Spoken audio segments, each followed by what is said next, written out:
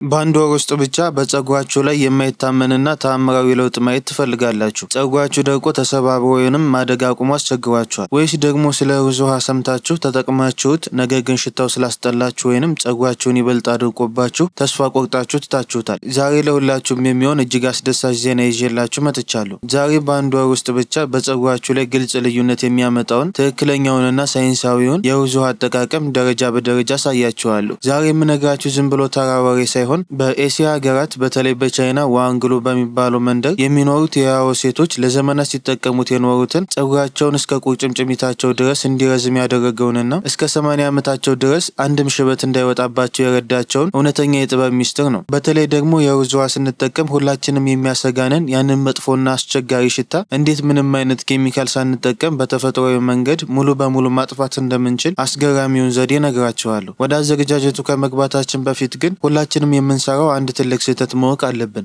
ብዙዎቻችን ዩቲዩብ ላይ ወይንም ኢንስታግራም ላይ አይታችሁ ሊሆን ይችላል። አንዳንድ ሰዎች አንድ ኩባያ ሩዝ ወስደው በሁለት ኩባያ ውስጥ ዘፍዝፈው ለ2 ሰዓት ያህል ብቻ ያቆዩታል። ከዛም ውሃውን ወዲያውኑ አጥልለው ፀጉራቸው ላይ ይረጩታል። እውነታውን ልንገራችሁ፣ ይህ አሰራር በፀጉራችሁ ላይ ምንም አይነት ጉልህ ለውጥ አያመጣም። ይህ ትልቅ ስህተት ነው። እውነተኛውና ለፀጉር እድገት ተአምር የሚሰራው የሩዝ ውሃ የሚገኘው በፈርመንቴሽን ወይንም መብላላት አማካኝነት ብቻ ነው። የሩዝ ውሃ በትክክል በሚብላላበት ጊዜ በውስጡ ፕሮባዮቲክ ወይንም ጠቃሚ የሆኑ ተዋሲያን ይፈጠራሉ። የሚገርመው ነገር ደግሞ እኛ ከውጭ ምንም አይነት እርሾ ወይንም ባክቴሪያ አንጨምርበትም። እነዚህ ጠቃሚ ተዋሲያን ቀድሞውንም ሩዝ ላይና በአየር ውስጥ የሚገኙ ናቸው። እነዚህ ተዋሲያን በሩዝ ውሃ ውስጥ ያለውን ስታርች እየተመገቡ በከፍተኛ ሁኔታ ይባዛሉ። በዚህ የመብላላት ሂደት ውስጥ ደግሞ ለፀጉራችንና ለራስ ቅላችን እጅግ በጣም ወሳኝ የሆኑ ንጥረ ነገሮች ይፈጠራሉ። እስቲ በዚህ በትክክል በተብላላ የሩዝ ውሃ ውስጥ ምን ጠቃሚ ነገሮች እንዳሉ በሳይንስ እንመልከት። አንደኛ፣ አሚኖ አሲድ። ፀጉራችን የተሰራው ከፕሮቲን ነው። አሚኖ አሲድ ደግሞ የፕሮቲን መሰረት ነው። የሩዝ ውሃ ውስጥ ያሉት አሚኖ አሲዶች የተጎዱትንና የተሰነጣጠቁትን የፀጉር ዘንጎች መልሰው በመጠገን ፀጉር እንዳይበጣጠስና ጥንካሬ እንዲኖረው ያደርጋሉ። ሁለተኛ፣ ፒቴራ። ይህ ንጥረ ነገር በመብላላት ሂደት ውስጥ የሚፈጠር አስገራሚ የተፈጥሮ ስጦታ ነው። በአሁኑ ሰዓት በዓለም ላይ ያሉ እጅግ ውድ የሆኑ የቆዳና የፀጉር መንከባከቢያ ምርቶች ውስጥ ፒቴራ በከፍተኛ ደረጃ ጥቅም ላይ ይውላል። ፒቴራ የደከመ የሞተና አንጸባራቂነቱን ያጣ ፀጉር ዋነኛ ፈውስ ነው። ፀጉራቸው እንዲያንጸባርቅና ጤናማ መልክ እንዲኖረው ያደርጋል። ሶስተኛ፣ ላክቲክ አሲድ። ብዙ ጊዜ ሰዎች የሰውነታችን ፒኤች አልካላይን መሆን አለበት ሲሉ ትሰማላችሁ። ነገር ግን ወደ ፀጉራችንና ቆዳችን ስንመጣ እውነታው ተቃራኒ ነው። የራስ ቅላችንና ፀጉራችን ጤናማ የሚሆነው ወደ አሲድነት ሲያደሉ ነው። ፒኤች ከ4.5 እስከ 5.5 ሲሆን ላክቲክ አሲድ የራስ ቅላችንን አሲዳማነት በመጠበቅ ፀጉራችን እንዳይቆስል፣ ድርቀት እንዳይኖረውና እንዳይሰባበር ያደርጋል። የራስ ቅል ላይ የሚወጣውን ፎረፎር ወይንም ማሳከክ ሙሉ በሙሉ ያጠፈዋል። አራተኛ፣ ቫይታሚን ቢ። የሩዝ ውሃ በውስጡ ለፀጉር እድገት እጅግ አስፈላጊ የሆኑትን የቫይታሚን ቢ አይነቶችን በከፍተኛ መጠን ይይዛል። ይህ ቫይታሚን የፀጉር ስሮችን በመመገብ ፀጉራችን ከስሩ ጠንካራ ሆኖ እንዲያድግ ያደርጋል። አምስተኛ፣ ናይትሪክ ኦክሳይድ። ይህ አስደናቂ ጋዝ በራስ ቅላችን ላይ ያለውን የደም ዝውውር በከፍተኛ ፍጥነት ይጨምራል። ደም በጥሩ ሁኔታ ሲዘዋወር ደግሞ ኦክሲጅንና አልሚ ምግቦች በቀጥታ ወደ ፀጉራችን ስር ይደርሳሉ ማለት ነው። አምስተኛ፣ ማግኒዚየምና ሴሌኒየም። እነዚህ ማዕድናት የፀጉር ስሮች እንዳይደክሙና ያለ ጊዜያቸው እንዳይረግፉ የሚከላከሉ ትልቅ ንጥረ ነገሮች ናቸው።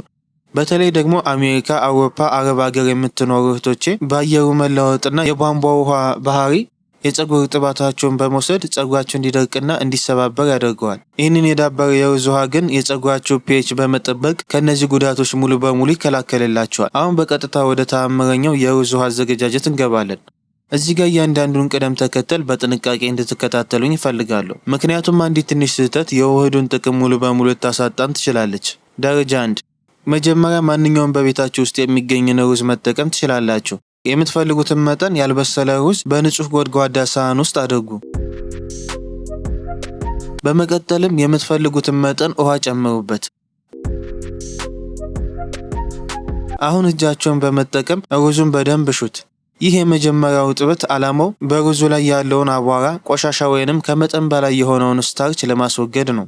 ይህ የመጀመሪያ ያጠባችሁትን ውሃ ሙሉ በሙሉ አጥልላችሁ ድፉት። ይህ ውሃ ፀጉራችሁ ላይ በፍጹም አንጠቀመው።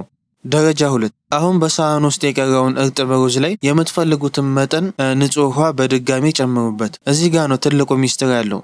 የያኦ ሴቶች እንደሚሉት ሩዝን ዝም ብሎ በውሃ ውስጥ ዘብዝፎ መተው ብቻ በቂ አይደለም። ሩዙን በእጃችሁ እያሻችሁ ከ5 እስከ 10 ደቂቃ ያህል በደንብ ማሸት አለባችሁ። ይህንን ስታደርጉ በሩዙ ውስጥ ያለውን ጠቃሚ ንጥረ ነገር አሚኖ አሲድ ቫይታሚኑን ሙሉ በሙሉ ወደ ውሃው ውስጥ ይገባል። ውሃው በጣም ደመናማና ነጭ ቀለም ሲኖረው ታዩታላችሁ። አሁን ይህንን ነጭ ውሃ ብቻ በጥንቃቄ ወደ እቃችሁ ውስጥ አጥልላችሁ አፍሱት። ሩዙን ወደ እቃችሁ ውስጥ አታስገቡት። ውሃውን ብቻ ነው የምንጠቀመው። የሩዙን ውሃ ብዙ ሰዎች የማይወዱትና ተስፋ ቆርጠው የሚተውበት ዋነኛ ምክንያት መጥፎና ጎምዛዛ ሽታ ስላለው ነው። ያው ሴቶች ግን ይህንን ሽታ ለማስወገድ ፖሜሎ የተባለውን የሎሚ ዝርያ ልጣጭ ይጠቀማሉ።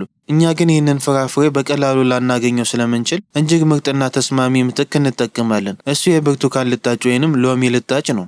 ደረጃ 3 የአንድ ሙሉ ብርቱካን ልጣጭ በንጹህ ሁኔታ ላጡት።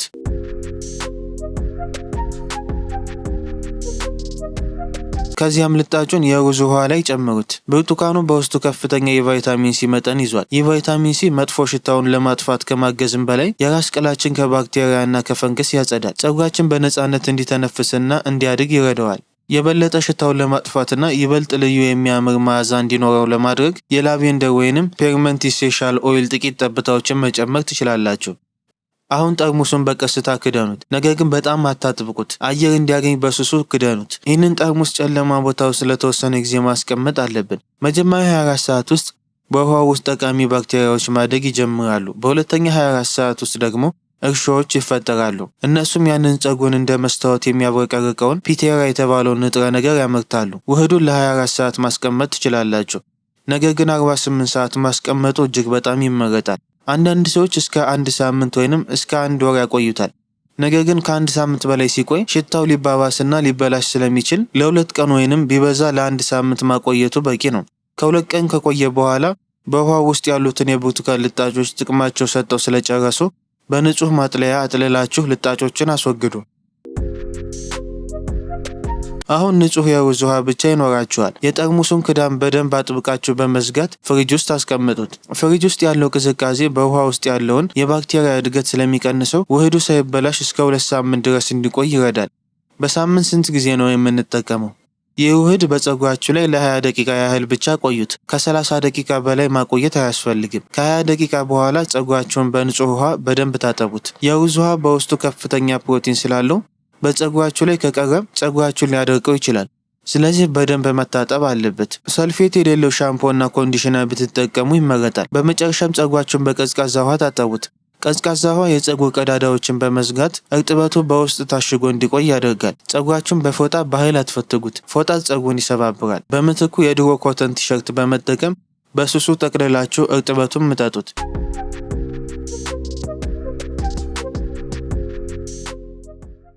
በሳምንት ስንት ጊዜ ነው የምንጠቀመው?